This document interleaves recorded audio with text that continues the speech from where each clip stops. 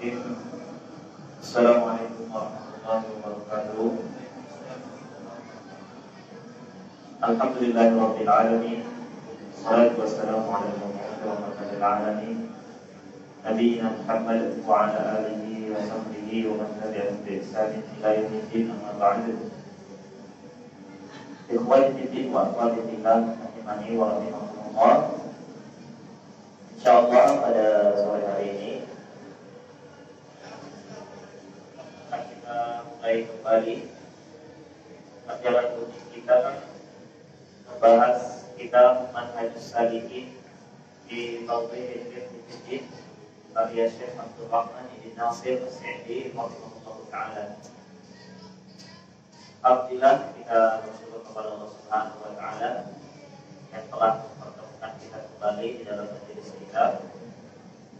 Berkali ini setelah sekian lama yang kita vakum karena liburan semester dari kampus, dan mulai pada sore hari ini akan kita lanjutkan lagi. Pembahasan kita masih dari pembahasan zakat. Sebelumnya kita sudah bahas tentang beberapa poin-poin di bab zakat ini, dan berikutnya kita akan masuk tentang zakat fitri. Zakat fitri adalah zakat yang dibayarkan di bulan Ramadan. Baru saja berlakukan sebelumnya berlalu, kita bayarkan salah satu kewajiban dalam agama ini, yaitu bayar zakat fitri. Namun perlu diketahui bersama bahwasanya zakat fitri ini bukanlah zakat yang disebutkan di dalam rukun Islam. Salah satu rukun Islam adalah bayar zakat. Tetapi bayar zakat yang dimaksudkan di dalam rukun Islam adalah bayar zakat harta atau zakat mal. Adapun zakat fitri yang bukan dimaksudkan di dalam rukun Islam, walaupun hukumnya juga wajib untuk ditunaikan oleh setiap muslim dan muslimah. Baik, kita mulai keterangan dari Syekh As-Sa'di rahimahullah taala.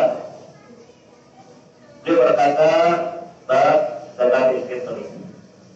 Setelah sebelumnya kita selesaikan pembahasan tentang zakat mal, maka kita akan masuki pembahasan tentang zakat fitri. Al-fitr, zakat fitr diambil dari kata al-fitr, yang bermakna berbuka. Karena sebab zakat fitri ini diwajibkan, yaitu setelah orang muslim itu menyelesaikan puasanya selama 1 bulan penuh pada bulan Ramadan, di mana sebentar lagi dia akan berbuka, yaitu pada hari Id. Hari Id adalah hari berbuka setelah sebulan sebelumnya melaksanakan puasa Ramadan. Maka fitr di situ artinya berbuka. Berkata penulis rahimahullah taala, an Ibnu Umar radhiyallahu anhuma qala farada Rasulullah sallallahu alaihi wasallam zakat al-fitr. Ibnu Umar radhiyallahu anhuma berkata, Rasulullah sallallahu alaihi wasallam mewajibkan zakat fitri. Jadi hukum zakat fitri ini wajib, bukan sunnah, tetapi hukumnya wajib. Sa'an min tamrin, yaitu 1 sa' dari kurma, atau sa'an min sya'ir, atau 1 sa' dari gandum, al-'abdi wal hurri, diwajibkan bagi seorang hamba atau budak, wal hurri, demikian pula orang yang merdeka, wal dzakari wal untha, bagi seorang laki-laki maupun perempuan, was-shaghiri wal kabiri minal muslimina, demikian pula anak kecil dan orang dewasa dari kaum muslimin. Jadi zakat fitri ini wajib ditunaikan oleh setiap muslim. Baik seorang muslim itu adalah laki-laki, demikian pula perempuan. Baik dia masih kecil ataupun bayi, pokoknya kalau dia sudah hidup terlahir di dunia ini, maka dia terkena kewajiban zakat fitri, walaupun nanti yang membayarkan adalah walinya. Demikian pula baik itu orang merdeka maupun budak. Orang merdeka maupun budak juga terkena kewajiban zakat fitri. Sehingga semua orang muslim terkena kewajiban zakat fitri. Wa amaru biha an tuadda qabla khurujin nasi ila sholati. Dan Nabi Shallallahu Alaihi Wasallam memerintahkan untuk menaikkan zakat fitri sebelum manusia keluar menuju sholat id, menuju sholat id. Jadi berdasarkan hadis ini kita bisa mengambil beberapa kesimpulan. Yang pertama tentang kadar zakat fitri yang dikeluarkan, yaitu sebesar 1 sok. Nanti akan datang penjelasannya lebih lanjut. 1 sok itu seukuran 4 mut, sedangkan 1 mut itu seukuran 1 genggaman tangan orang dewasa. Yang genggaman tangannya itu normal, karena ada orang dewasa yang sangat besar tangannya, ada juga yang kecil. Bukan juga yang dimaksudkan genggaman anak kecil, tetapi genggaman normal orang dewasa. 1 sok 4 kali genggaman tangan, 2 tangan yang tidak betul. Kemudian waktu menaikkan dan membayarkan zakat fitri, yaitu sebelum sholat id. Jadi tidak boleh ditunda hingga selesai sholat id. Kemudian berkata penulis rahimahullah taala, wajibu li nafsihi, dan hukumnya wajib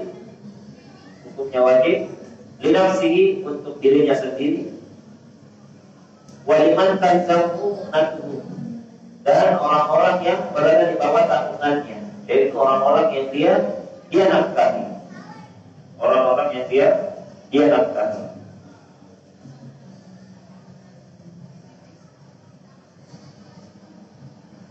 Jadi apabila seorang kepala keluarga, maka dia wajib untuk membayarkan zakat fitri untuk dirinya, demikian pula untuk orang-orang yang berada di bawah tanggungannya, seperti istrinya, demikian pula anak-anaknya, ataupun seandainya dia memiliki budak.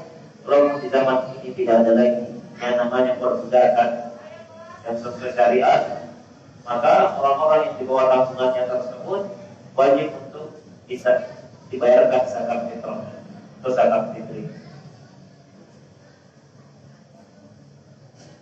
Jika nafadilan anku diyaumihi walailatihi, apabila dia memiliki kelebihan dari kebutuhan pada hari id dan malam id. Jadi syarat diwajibkannya untuk membayar zakat fitri adalah apabila kepala keluarga tersebut memiliki kelebihan minimal 1 sok. Minimal 1 sok, dia memiliki kelebihan dari kebutuhannya pada hari id dan malam id.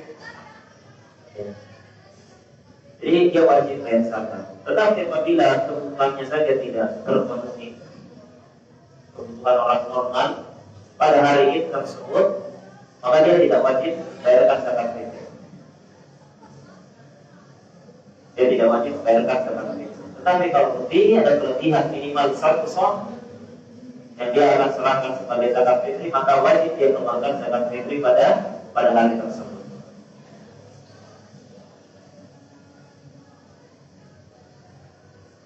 Kalau ada kelebihan berarti dia dianggap mampu.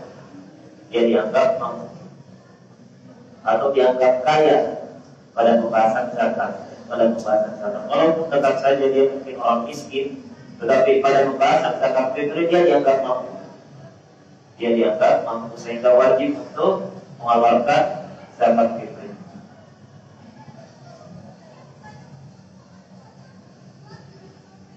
So' min tamrin atau sya'irin atau aqiqin atau zabibin atau burrin, berupa satu sok kurma atau gandum atau keju atau kismis.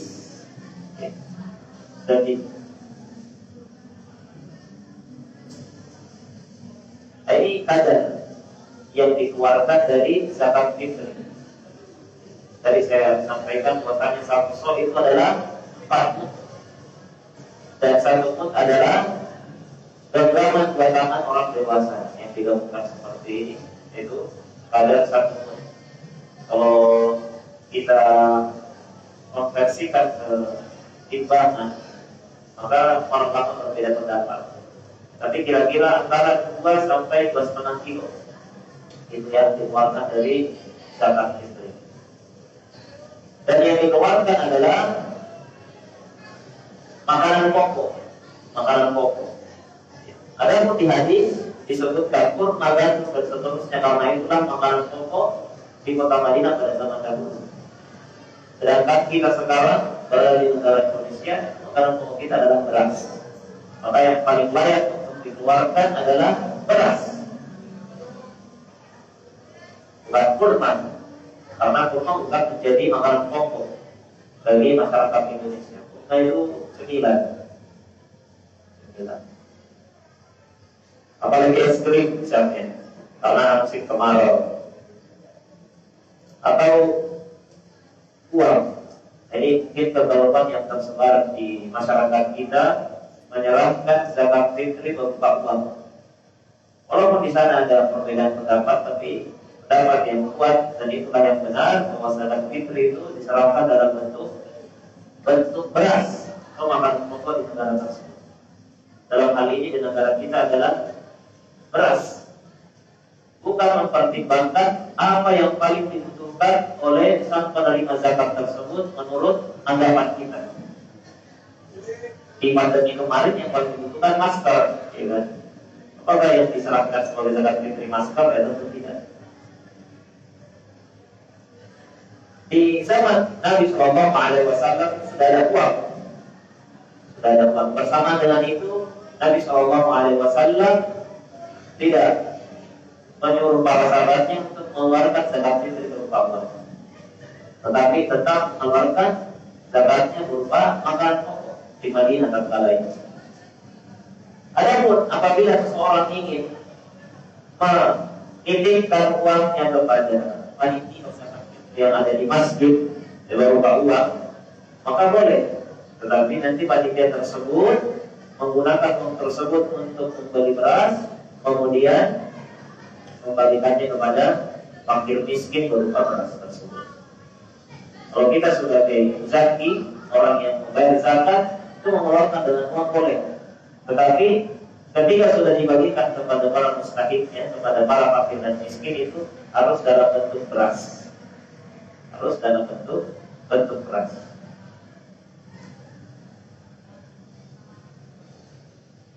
Kemudian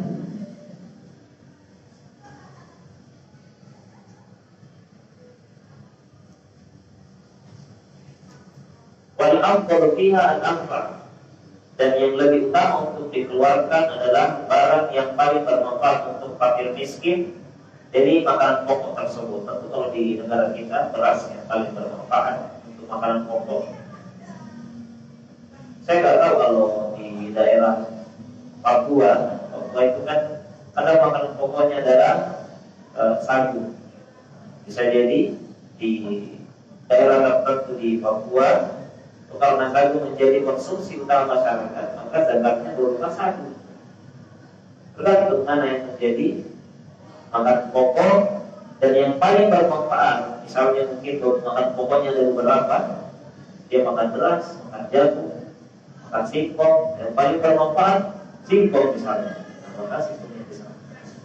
Tentu di sebagian besar di negara kita, makanan pokok kita yang paling bermanfaat itu beras, maka yang lebih baik untuk dikeluarkan adalah dada beras.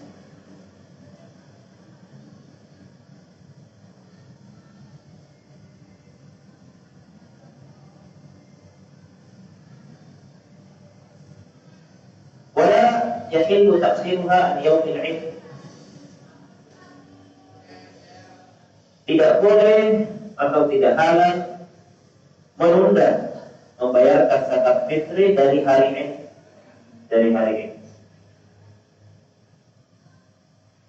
Jadi waktu membayarkan zakat fitri itu tidak sembarangan, tidak boleh kemudian ditunda.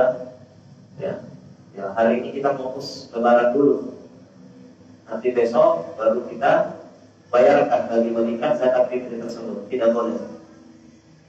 Waqad qala Rasulullah SAW, dan Rasulullah SAW telah mewajibkannya umratan lis-sha'im minal lawi wal rafat wa tu'matan lil masakin, dan sebagai makanan untuk orang-orang miskin. Jadi paling tidak hikmah disyariatkan zakat itu ada dua. Paling tidak hikmah disyariatkan zakat fitri itu ada dua. Yang pertama adalah umratan lis-sha'im, sebagai hal yang mensucikan bagi seorang yang berpuasa setelah sebulan berpuasa. Tentu di sana puasanya mungkin tidak sempurna, maka disucikan dengan zakat, minal lagwi wal rafat, dari perkataan yang sia-sia dan perkataan yang jorok disucikan dengan zakat fitri. Kemudian yang kedua, tu'matan lil masakin, sebagai makanan untuk orang-orang miskin.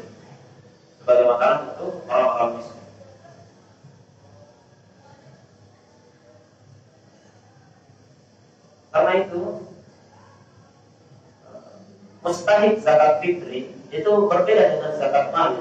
Kalau zakat mal itu 8 asnaf dipahami, yang disebutkan Allah Subhanahu wa taala dalam Al-Qur'an. Adapun zakat fitri itu hanya dua, fakir dan miskin. Itu menurut pendapat yang rajih, walaupun di sana ada perbedaan pendapat, tetapi banyak ulama di zaman sekarang yang memilih pendapat penerima zakat fitri adalah fakir dan miskin. Fakir dan miskin bukan ibnu sabil, fisabilillah, infaq, qarid dan seterusnya, tapi pada dua golongan, yaitu fakir dan miskin. Berdasarkan hadis ini, zakat fitri dikeluarkan dalam rangka untuk memberi makan orang-orang miskin. Man addaha qabla shalah fa hiya zakatun maqbulah. Barang siapa yang menunaikannya, membayarkannya sebelum salat, maka itulah zakat yang diterima. Jadi waktu membayarkan zakat itu sebelum salat Id, sebelum salat Idul Fitri. Wa man addaha ba'da shalah fa hiya shadaqatun min as-shadaqat. Barang siapa yang membayarkannya setelah salat, maka itu hanyalah bentuk sedekah.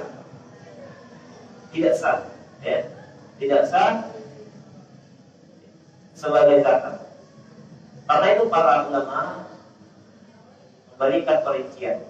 Ada beberapa hukum terkait membayarkan zakat berdasarkan waktu. Yang pertama, waktu wajib. Jadi sebab diwajibkannya zakat fitri adalah ghurubus syams, adalah tenggelamnya matahari pada hari Id atau pada malam Id. Artinya di hari terakhir dari bulan Ramadan. Apabila ada seseorang yang mendapati tenggelamnya matahari di hari terakhir bulan Ramadan, maka dia terkena kewajiban zakat fitri. Itu yang pertama, waktu wajib. Apabila ada seseorang yang mendapati tenggelamnya matahari di hari terakhir Ramadan, maka dia terkena wajib zakat fitri. Misalnya, apabila ada anak kecil yang dilahirkan sebelum tenggelam matahari, berarti dia wajib zakat, dibayarkan zakat fitrah. Kenapa? Karena dia mendapati tenggelamnya matahari pada hari terakhir Ramadan. apabila ada seorang pemuda yang menikahi seorang perempuan sebelum tenggelam matahari, berarti yang membayarkan zakatnya siapa? Pemuda itu. Karena dia sudah masuk di dalam tabungannya sebelum tenggelam matahari. Ya kan? Tetapi kalau dia menikahnya malam Id setelah tenggelam matahari, berarti dia tidak masuk dalam tabungan suaminya, belum masuk. Kalau ada yang menikah ya, setelah tenggelam matahari, wajib apa enggak? Setelah tenggelam, wajib apa enggak? Wajib, karena dia mendapati. Tetapi bukan dia yang membayarkan, mungkin walinya yang memegang hartanya. Di mana ada seorang mendapati waktu tersebut tenggelamnya matahari, maka wajib untuk dikeluarkan zakat fitri untuk. Paham ini? Yang kedua, waktu boleh. Waktu boleh, kebolehannya bisa dipercepat sehari atau 2 hari sebelum Id. Maka boleh dipercepat. Zakat fitri itu boleh dipercepat hanya maksimal 2 hari. Ya, jadi hari ke-30 boleh kita bayarkan zakat fitri. Ya.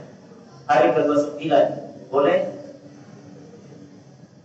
Hari ke-28 tergantung. Ya, tergantung. Kalau Idul Fitrinya ya, atau bulan Ramadannya cuma 29 hari, maka boleh berarti 28 karena 2 hari sebelumnya adalah hari ke-28. Tapi kalau 30 hari berarti hari ke-28 tidak boleh. Karena itu jangan buru-buru untuk mengeluarkan zakat fitri. Bahkan dijumpai sebagian masyarakat itu hari ke-21 sudah menyerahkan zakat fitri, dan itu tidak benar. Paling cepat adalah 2 hari ya sebelum sholat Id. Paling amannya paling cepat hari ke-29. Kalau Ramadannya ternyata 30 setelah melihat hilal, maka masih sah dianggap sehari. Kalau ke-29 Ramadan ya berarti lebih besar. Tapi ketika dia mengeluarkan pada 28 Ramadan, sedangkan ternyata bulan Ramadannya 30, maka dia mempercepatnya sebanyak 3 hari dan tidak benar. Itu waktu bolehnya. Ada yang ketiga waktu afdal. Tadi yang pertama waktu wajib, ya. Yang kedua waktu bolehnya. Yang ketiga afdal. Afdalnya zakat fitri itu dikeluarkan, ya, sebelum sholat Id pada hari Id. Itu yang paling afdal. Yaitu antara terbit fajar sampai sholat Id. Kalau masuk waktu subuh di hari raya sampai sebelum sholat Id, itu waktu yang paling afdal untuk menyerahkan zakat fitri kepada orang fakir dan miskin. Itu yang paling afdal. Jadi habis sholat subuh langsung sekalian membayarkan zakat fitri, itu yang paling afdal. Boleh dipercepat malamnya atau sehari sebelumnya atau 2 hari sebelumnya. Tapi yang paling afdal adalah pada hari Id sebelum sholat Id, yaitu antara waktu subuh dan sholat Id. Sebagian ulama mengatakan setelah sholat itu makruh. Setelah sholat Id, tetapi di hari itu hukumnya makruh. Adapun setelah sholat Id, ya, setelah hari Id itu haram. Walaupun yang benar tidak boleh membayarkan zakat setelah sholat Id. Maksimal itu sholat Id. Zakat itu harus dibayarkan sebelum sholat Id. Harus diserahkan kepada orang yang berhak menerima zakat tersebut sebelum sholat Id. Jadi kesimpulannya waktu membayarkan zakat fitri itu adalah 2 hari, dimulai dari 2 hari sebelum hari Id sampai menjelang sholat Id. Bayarkan zakat. Tidak boleh sebelumnya, ya, dan tidak boleh setelah sholat Id. Itu kesimpulannya.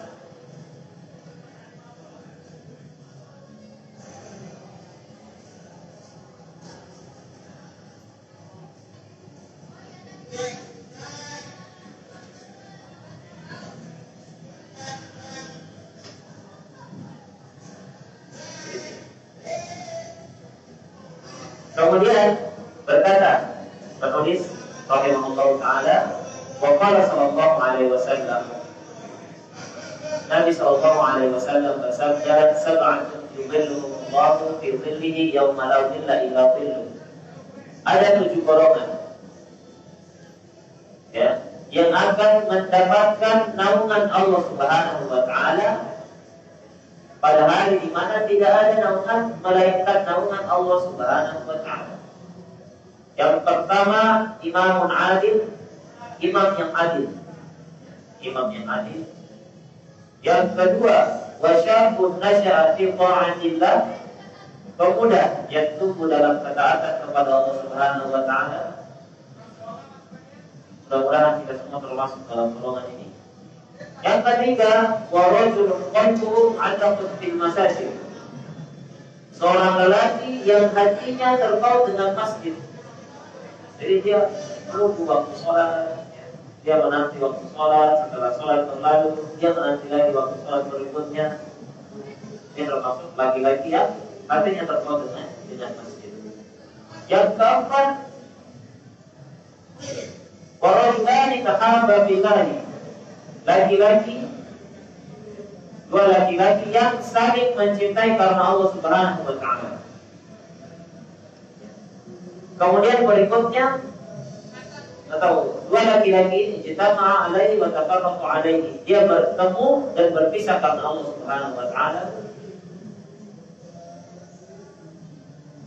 Kemudian yang kelima, wa rajulun da'athu imra'atun datu mansibin wa jamalin fa qala inni akhafullah, seorang laki-laki yang diajak berzina oleh seorang wanita yang memiliki kedudukan, yang cantik, tetapi dia berkata, inni akhafullah, sesungguhnya aku takut kepada Allah Subhanahu wa taala.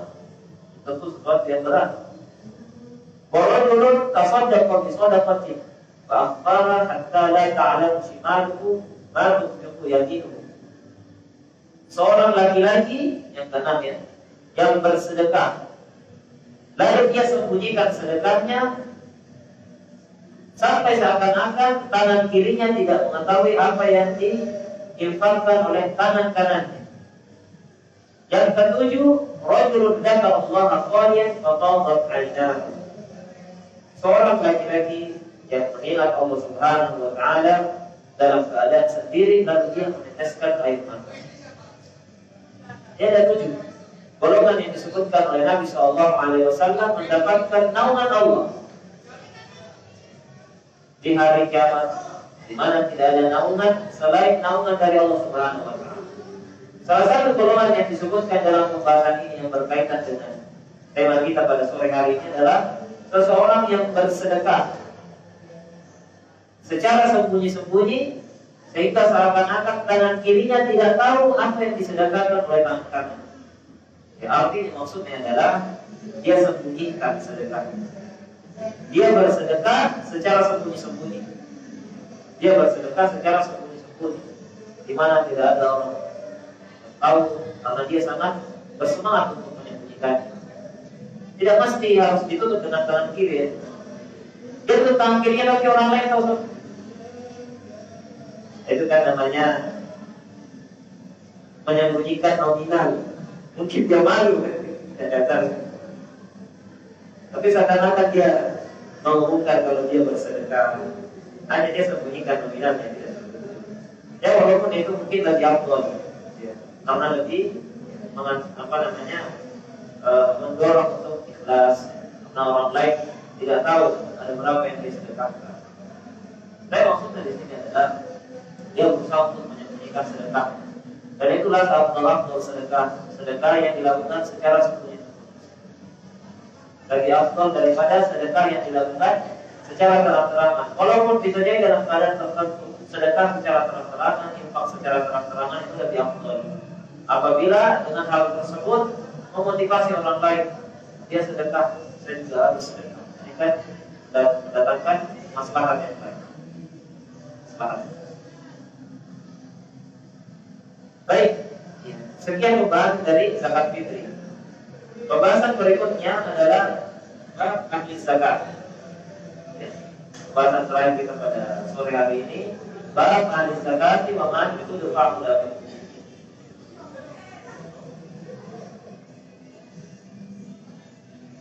Tentang orang-orang yang berhak menerima zakat.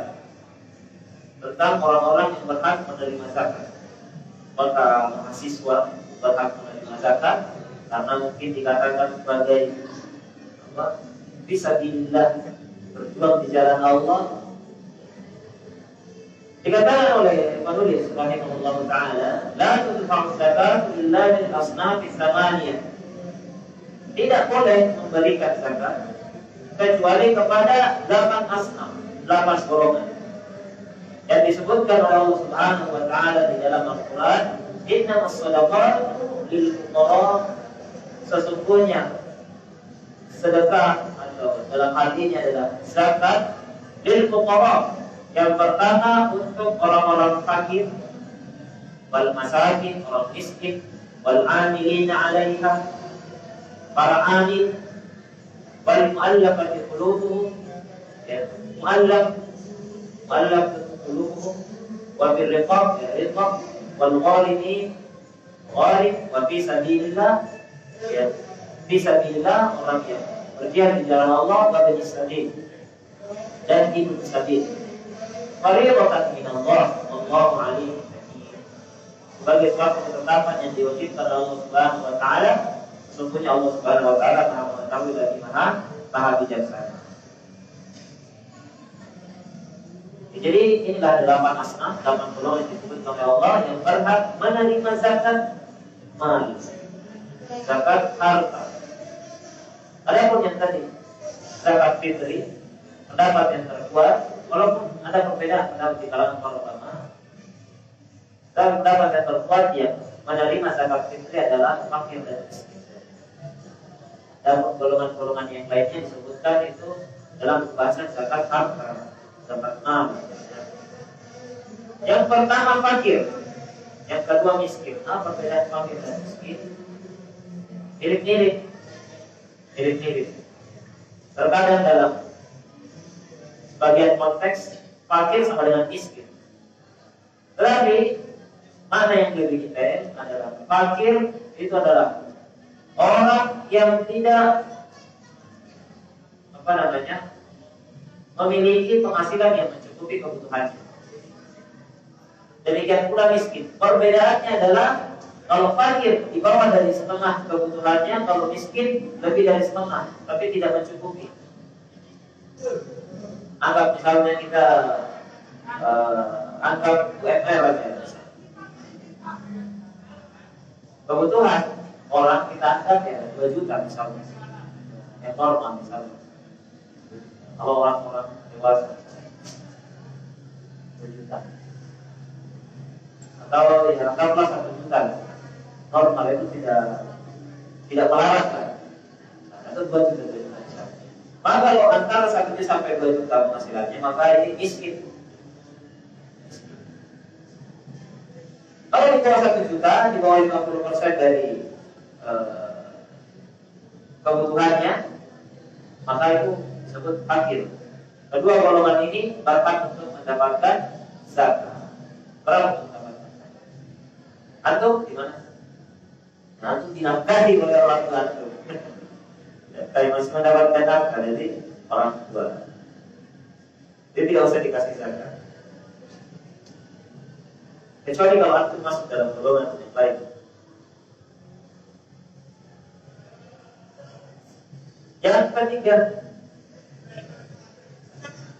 Yang ketiga adalah amil.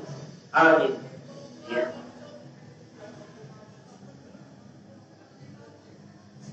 Amil itu adalah orang yang ditugaskan oleh pemerintah untuk mengumpulkan, menjaga dan membagikan zakat. Nah, itu amil. Ya, itu amil.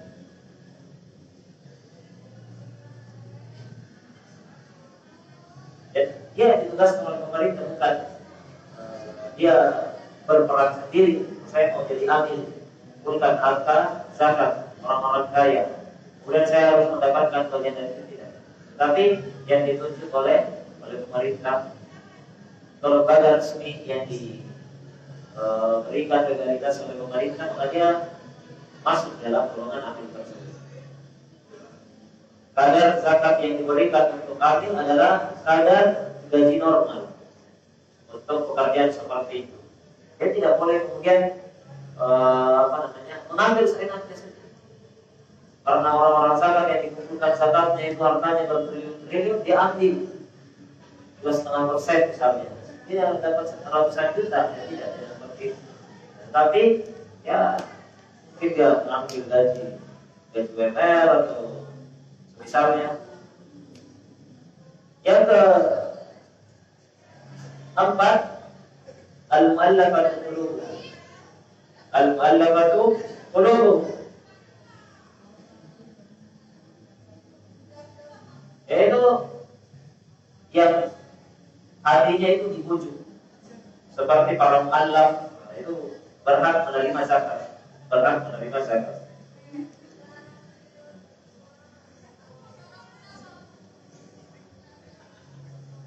Artinya orang-orang yang diharapkan kebaikannya dan orang-orang yang dicegah keburukannya. Termasuk di dalamnya orang kafir, misalnya, yang dikhawatirkan gangguannya. Jadi mu'allafatul qulub itu seperti pemimpin kaum yang apabila dia diberi, maka dia semakin kuat keislamannya. Demikian pula para mu'allaf dalam pengertian yang kita pahami, seperti orang yang baru saja masuk Islam. Ketika dia diberi zakat, maka keislamannya akan semakin kuat. Ataupun pemimpin kaum, apabila pemimpin tersebut, kepala suku tersebut diberi zakat, maka ya, warganya itu semakin bersemangat untuk menjalankan Islam, maka boleh diberikan zakat. Demikian pula misalnya preman yang kalau dia dikasih, dia akan membuat onar, itu bisa diberi harta zakat dari sisi ini, supaya dia tidak membuat kerusakan. Itu bisa masuk dalam bagian al-mu'allafatu qulubuhum. Orang-orang yang dikhawatirkan gangguannya, dia diberi supaya dia menghentikan gangguannya. Itu boleh dikasih. Termasuk orang kafir, kalau dia dikasih malah tertarik dengan Islam, itu boleh juga diberi dari sisi mu'allafatu qulubuhum. Ya. Kemudian yang kelima, riqab. Riqab itu budak yang ingin memerdekakan dirinya. Budak katak yang ingin memerdekakan dirinya. Dia menjalin perjanjian dengan tuannya, saya akan mengumpulkan uang segini, nanti akan saya lunasi sehingga engkau bisa memerdekakan saya. Maka ini bisa dibantu untuk memerdekakan diri. Bisa dibantu dari harta zakat. Yang keenam, gharib. Gharib ini adalah orang yang berhutang. Tapi gharib ada dua ya. Jadi gharib yang pertama, orang yang berhutang dan dia tidak mampu untuk melunasi hutangnya. Bukan, saya ingin berhutang, nanti saya ambil zakat untuk melunasi hutang seperti itu. Tapi dia berhutang, kemudian dia tidak mampu melunasinya sekarang ataupun yang akan datang. Umumnya kan kita berhutang karena kita yakin kita mampu melunasi. Mungkin tahun depan setelah kita kumpulkan dari kita. Tapi orang yang dimaksudkan di sini dia punya hutang, kemudian ya kayaknya sulit. Harapan itu kecil, dia bisa melunasi hutang. Demikian pula orang jenis kedua, yaitu orang yang mendamaikan dua kaum yang berselisih, sehingga dia mengeluarkan uangnya supaya dua kaum tersebut bisa berdamai. Maka dia pailit misalnya, bangkrut, karena dia menggunakan uangnya, maka dia bisa diberikan harta zakat dari sisi gharib ini. Berarti adalah gharib yang bangkrut karena mendamaikan dua kaum yang berselisih. Dia habiskan uangnya agar dua kaum tersebut bisa berdamai. Kita habiskan. Yang ketujuh, fisabilillah. Ya, fisabilillah. Fisabilillah itu mujahid fisabilillah, yang berjihad di jalan Allah Subhanahu wa taala, yang tidak digaji oleh pemerintah. Dia digaji oleh pemerintah. Kalau di zaman dulu ya ada orang yang berperang ya, tapi tidak ada gaji dari pemerintah. Tapi kalau di zaman sekarang misalnya bisa bilang orang yang terjun di dalam medan peperangan, kemudian dia tidak digaji atau ada gaji tapi kurang, ya, dia digaji oleh pemerintah atau kurang. Yang kedelapan, ilmu sabil. Ilmu sabil yaitu orang yang melakukan perjalanan lalu dia kehabisan bekal dalam perjalanannya tersebut. Misalnya antum ya ada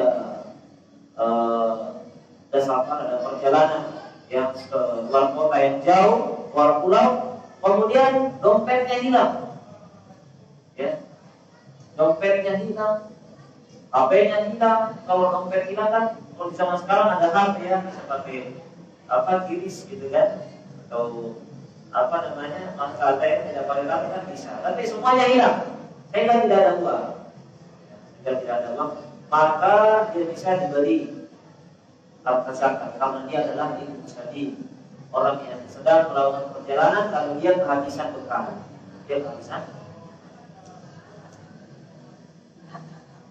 diberi zakat sekadar dia bisa pulang kembali tanpa masalah. Itulah 8 asnaf yang disebutkan oleh Allah Subhanahu wa taala dalam Al-Qur'an sebagai orang-orang atau golongan yang berhak menerima zakat. Kemudian penulis menyebutkan wa yajuzu al-intisaru ala wahidin minhum. Boleh mencukupkan atas satu golongan saja. Jadi kalau misalnya kita membayarkan zakat hanya memberi kepada fakir itu boleh. Hanya memberi kepada mu'allaf boleh. Tapi yang afdal adalah membagi rata kepada semua golongan tersebut yang kita jumpai. Kita kasih semua. Orang fakir kita kasih, orang miskin kita kasih, amilnya kita kasih misalnya, mu'allaf kita kasih, ya. Tapi apabila ingin mencukupkan pada satu golongan saja, hukumnya boleh. Berdasarkan sabda Nabi sallallahu alaihi wasallam kepada Mu'adz, "Fa inna ata'u laka dzalika fa'il." Apabila dia mentaatimu, maka beritahukanlah mereka Allah aktsara ta'ihim shadaqatan tuqbal min awliyani fa turaddu 'ala fuqara'i. Bahwasanya Allah Subhanahu wa taala telah mewajibkan atas mereka zakat yang diambil dari orang-orang kaya di antara mereka lalu diserahkan kepada orang miskin. Artinya menurut di sini boleh saja zakat tersebut hanya diserahkan kepada orang fakir, orang miskin saya tanpa diserahkan kepada golongan yang lain. Boleh saja. Wala tahilu zakatu liwaliyin. Kemudian penulis ingin menyebutkan golongan orang-orang yang tidak boleh menerima zakat.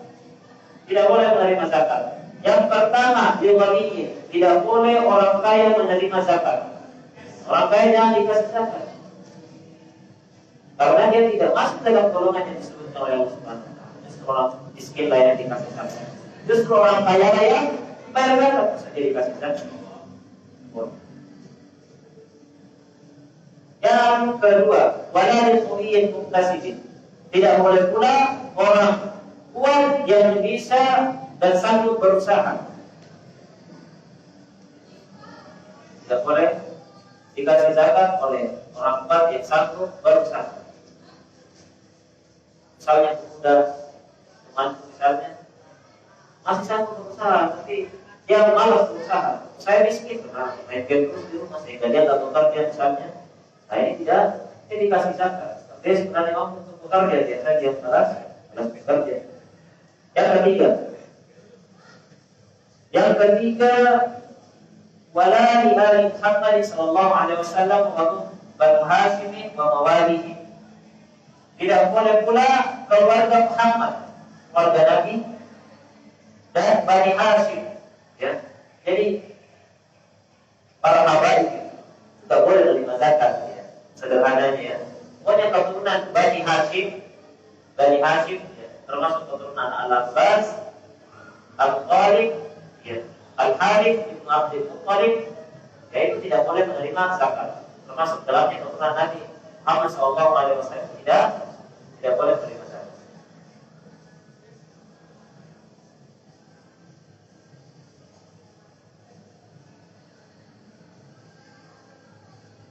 Dan budak-budak mereka tidak diperbolehkan menerima zakat. Yang ketiga, wala liman tajibu alaihi nafaqatuhu hala jawayati.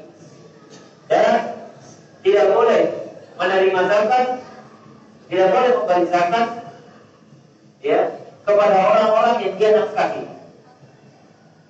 Ya, jadi tidak boleh seorang suami ya, memberikan zakat kepada istri, zakat kepada istri, atau zakat kepada orang tua tidak boleh.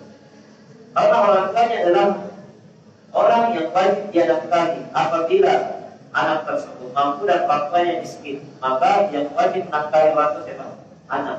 Tapi syaratnya tadi, apabila anaknya kaya dan orang tuanya miskin, maka yang wajib membayarkan menafkahi orang tuanya tersebut adalah anak. Maka pada kondisi tersebut tidak boleh dia membayarkan zakatnya dengan alasan supaya bebas dari tanggung jawab nafkah. Tidak boleh.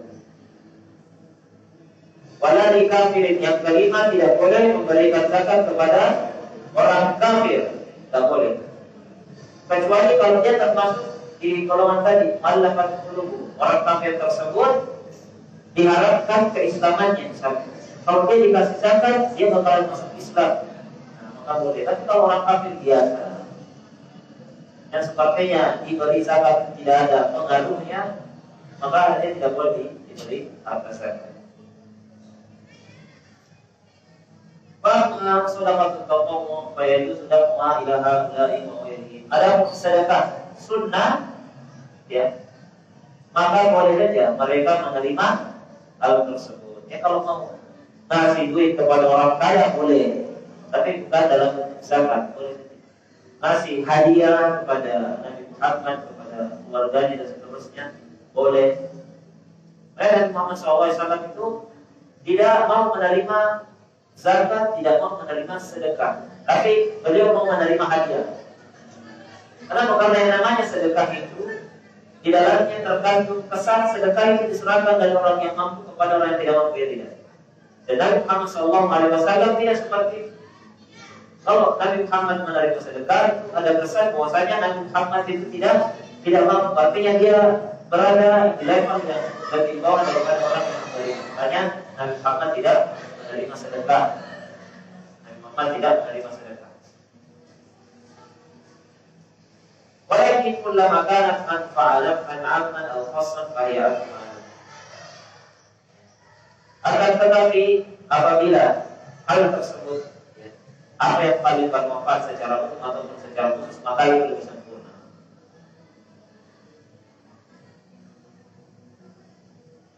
Maksudnya ketika kita kasih kepada A itu lebih bermanfaat daripada kita kasih ke B, yang penting kasih ke A. Kemudian yang terakhir, dua hadis yang disebutkan oleh Nabi SAW. Beliau bersabda, "Man sa'ala an-nasa amwalan tadazzuran fa inna ma yas'alu jam'a fal yastaqilla aw yastakthir." Barang siapa yang meminta kepada manusia, meminta harta kepada manusia dengan maksud untuk memperbanyak, ya, artinya dia meminta karena sebenarnya tidak, dia meminta karena ingin memperbanyak harta, maka sesungguhnya dia sedang meminta bara api. Artinya dia diancam masuk neraka. Maka silakan dia kalau mau sedikit atau memperbanyak, nanti akibatnya kembali kepada dia. Hadis yang terakhir, berkata Nabi SAW kepada Umar radhiyallahu anhu, "Maka min hadzal mali wa anta ghairu musyrifin wala sa'in faqudhu wa ma la fala tusrif nafsak."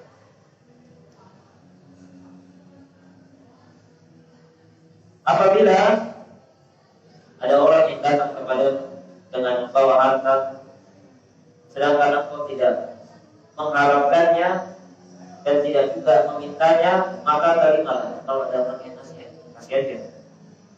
Tetapi kalau tidak seperti itu, ada keinginan meminta, mengharapkan harta tersebut, maka hendaklah engkau tidak mengikuti hawa nafsu. Baik, mungkin bahasan terakhir kita pada sore hari ini. Mohon maaf karena kita mepet maghrib ya.